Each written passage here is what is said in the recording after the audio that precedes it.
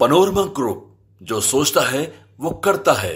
नमस्कार, भारत लाइव देख रहे हैं आप। भयंकर खबर के साथ एक बार फिर आप सभी दर्शकों के बीच हम हाजिर हैं, लेकिन उससे पहले आप अपने स्क्रीन पे ये तस्वीर देखिए। ये तस्वीर किसकी है?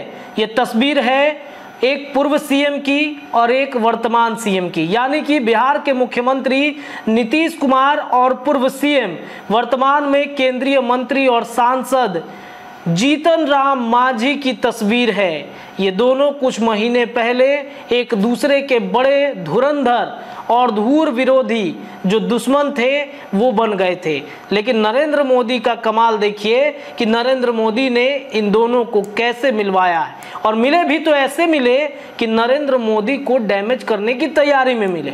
अब आप ये खबर सुनकर थोड़े से चौंकेंगे कि नरेंद्र मोदी की वजह से दोनों का मिलन हुआ और फिर नरेंद्र मोदी को ही कैसे डैमेज कर सकते हैं, ये आप कैसे कह सकते हैं। तो देखिए, राजनीति में सब कुछ संभव हो सकता है। राजनीति में कुछ भी तत्कालिक, मतलब जो दुश्मनी कहा जाता है वो दुश्मनी सिर्फ और सिर्फ तत्कालिक होता है, लंबे समय के लिए दुश्मनी नहीं रहता।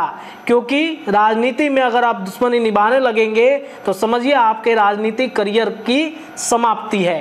तो ये चिराग पासवान को लेकर के जो खबरें कल से या परसों से पिछले 48 से 72 घंटों में जो चल रही थी कि चिराग के सांसदों को तोड़ने की कोशिश की जा रही है। चिराग के सांसद टूटेंगे तो कौन बचा सकता है? सिर्फ और सिर्फ नीतीश कुमार। वो कैसे? तो शांभवी चौधरी चूंकि अशोक चौधरी की बेटी हैं, संभावना ये है कि अशोक चौधरी अगर शांभवी को तोड़ लेंगे तो बीजेपी उधर राजेश वर्मा और वीणा देवी को नहीं छोड़ने वाली है। इन दोनों को भी टांग लिया जाएगा, मतलब कि अपने दल में शामिल करा लिया जाएगा। और इस वजह से आप देखेंगे कि चिराग पासवान अचानक से इन खबरों के बीच पहले झारखंड जाते हैं, क्योंकि झारखंड में विधानसभा का चुनाव होने वाला है और चुनाव के जो कार्यक्रम है, जो राष्ट्रीय कार्यकारिणी की बैठक है, वो बैठक समाप्त करके सीधे किनसे जाएंगे मिलने? तो बिहार के मुख्यमंत्री नीतीश कुमार से मिलेंगे। और नीतीश से मिल करके, हालांकि ये कहने वाली बात ये है कि मिलने के पीछे का रीजन कुछ और है। कई सारी योजनाएं हैं, उन योजनाओं में नीतीश का समर्थन चाहिए। केंद्र की कई सारी योजनाएं हैं जिसमें बिना राज्य सरकार के अनुमति के वो काम हो ही नहीं सकता है। लेकिन क्या ये सिर्फ योजनाओं पर ही बातचीत होगी? क्या चिराग पासवान अपने सांसदों को बचाने के लिए बातचीत नहीं करेंगे? अगर शांभवी चौधरी चिराग पासवान की पार्टी से अलग होती हैं, टूटती हैं, तो एक एक करके सभी पाया चिराग पासवान का गिर जाएगा। बचेंगे सिर्फ 2 सांसद, खुद चिराग और उनके जीजा अरुण भारती। अब आप सोचेंगे कि इसमें चिराग का प्रकरण आपने कैसे जोड़ दिया? तो दरअसल आपको बता दें कि कल के पंचनामा जो हमारे संपादक नमन मिश्रा सर ने किया था, जिनके साथ हमने पंचनामा आप सभी दर्शकों के बीच किया था, उसका एक वाक्य आप सभी दर्शकों को याद करना बेहद जरूरी है। कल हमारे संपादक ने एक बात कही थी कि नीतीश कुमार के लिए 2025 का रास्ता कैसे साफ होगा, इसके लिए अशोक चौधरी ने रणनीति बनाई है। और अशोक चौधरी ने पहले तेजस्वी यादव का रास्ता साफ कर दिया, यानी कि तेजस्वी यादव को उस रास्ते से हटाने की पूरी तैयारी कर दी।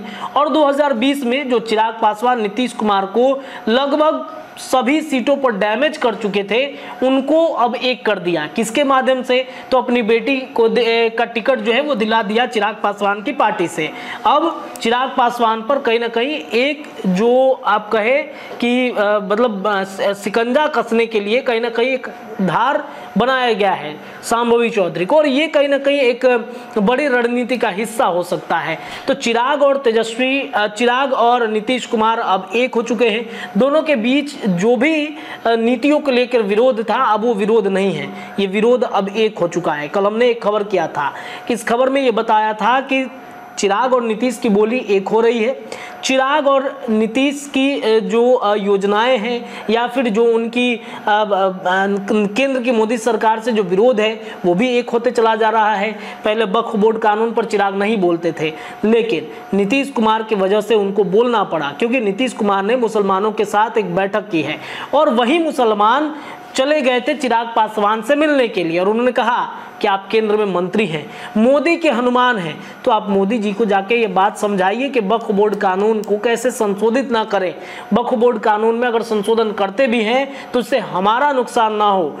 वही स्थिति इस वक्त नीतीश कुमार के साथ उत्पन्न हो गई। नीतीश कुमार से भी जाकर इन लोगों ने मुलाकात किया, यानी कि मुसलमान समुदाय ने जाकर, मुसलमान के नेताओं ने जाकर नीतीश कुमार से भी मुलाकात की। इसके अलावा लेटरल एंट्री का भी विवाद खूब उठा था।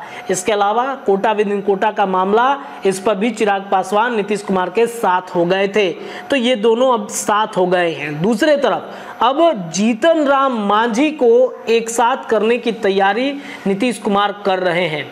देखिए, बाबा ने एक खबर किया था 2-3 दिन पहले, और उन्होंने समझाने की कोशिश की थी कि अगर नीतीश कुमार को भारतीय जनता पार्टी अलग करती है, अगर भारतीय जनता पार्टी नीतीश कुमार को मन मुताबिक सीट नहीं देती है, तो नीतीश स्वतंत्र हो जाएंगे अपने फैसले लेने के लिए।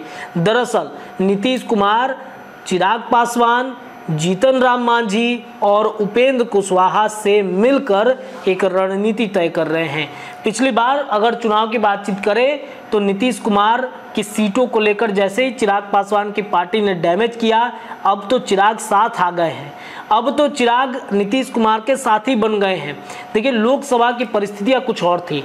लोकसभा में भारतीय जनता पार्टी जितना सीट अगर भारतीय जनता पार्टी जितना सीट अगर जदयू को देगी तो नीतीश कुमार को मंजूर होगा, लेकिन विधानसभा में क्या वो मंजूर करेंगे? देखिए, 110 सीटों का बात कहा जा रहा है कि नीतीश कुमार 110 सीटों पर चुनाव लड़ेंगे।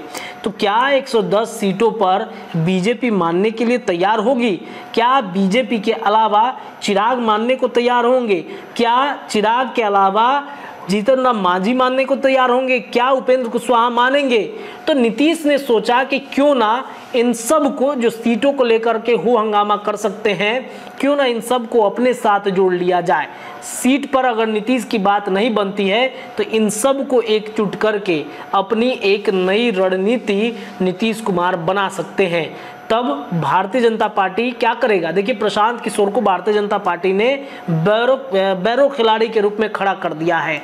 अगर ये सभी अलग हो जाते हैं तो प्रशांत किशोर और बीजेपी एक साथ मिलकर इन सब को डैमेज करने की तैयारी करेगी। तो नीतीश कुमार ने पहले ही क्यों ना इन सब के साथ गठबंधन कर लिया जाए, पहले ही क्यों ना एक डील कर लिया जाए। इस तैयारी में भी चर्चाएं खूब चल रही हैं कि नीतीश कुमार ऐसा कर रहे हैं अपनी सभी दुश्मनों को। देखिए, उनके सभी दुश्मन कौन कौन है राजनीति में। सबसे पहले अगर बातचीत करें 2020 में आप जाइए तो 2020 में उनके लिए दुश्मन कौन था? 2020 में उनके लिए उनकी पार्टी के लिए दुश्मन चिराग पासवान थे, उनके पार्टी के लिए दुश्मन उपेंद्र कुशवाहा थे, उनके पार्टी के लिए दुश्मन जीतन राम मांझी थे। तो ये सबको अब नीतीश कुमार ने एक कर दिया है, गोल चक्कर में घुमाकर सभी को अपने पास बुला लिया है। नीतीश कुमार से लगातार चिराग का मुलाकात होना, नीतीश कुमार से दिल्ली से सीधे पटना पहुंचते जीतन राम मांझी चले जाते हैं नीतीश से मुलाकात करने। उपेंद्र कुशवाहा के साथ नीतीश की अब जुगलबंदी देखने को मिल रही है। तो ये सारी परिस्थितियां इस तरफ इशारा कर रही हैं कि नीतीश 2025 से पहले बड़ा खेल कर सकते हैं और उन सभी को अपने साथ मिलाने की कोशिश कर रहे हैं जिनसे भारतीय जनता पार्टी डैमेज हो सकती है। नीतियों का विरोध कर रहा अलग बात है, राजनीति मान के चलिए नीतीश कुमार को टिकट नहीं मिला, लेकिन और चिराग पासवान को भी उतनी सीटें नहीं मिली, जीतन राम मांझी को भी उतनी सीटें नहीं मिली जितने वो चाहते हैं। तो क्या होगा? एक थर्ड फ्रंट बनेगा और इस थर्ड फ्रंट में नीतीश, चिराग, मांझी, कुशवाहा सभी एक साथ आएंगे और सबको बराबर बराबर टिकट मिलेगा। और क्यों, कौन नहीं चाहेगा कि ज़्यादा सीट पर हम चुनाव लड़ें? प्यार के राजनीति के लिए अपनी पार्टी को मजबूत करना, अपने विधायकों की संख्या में इजाफा करना हर दल चाह रहा है। नंबर 1 क्या होड़ लगा हुआ है, नंबर 1 की पार्टी कौन बनेगा? संभावनाएं कई तरह की बन रही हैं। अब देखना बड़ा दिलचस्प होगा कि भाजपा इसके लिए तैयार है कि नहीं। इस खबर के लिए इतना ही। भारत लाइव पर खबरें लगातार मिलेंगी। धन्यवाद। पनोरमा ग्रुप, जो सोचता है वो करता है। अगर ये वीडियो पसंद आई और वह बिहार के राजनीति और बिहारियत से सरोकार रखेनी तो सब्सक्राइब बटन दबा के चैनल के सब्सक्राइब कर ली। ओजे एगो घंटी बा, ओकरा बटन दबा देला से कुल सटीक और मारक खबर रुआ मुफ्त में मिल जाई। अगर रुआ पत्रकारिता के हमनी के नया प्रयोग में सहयोग कर चाहतानी तो ज्वाइन बटन दबा दी। पेटीएम नंबर नोट कर ली 9386816700। धन्यवाद।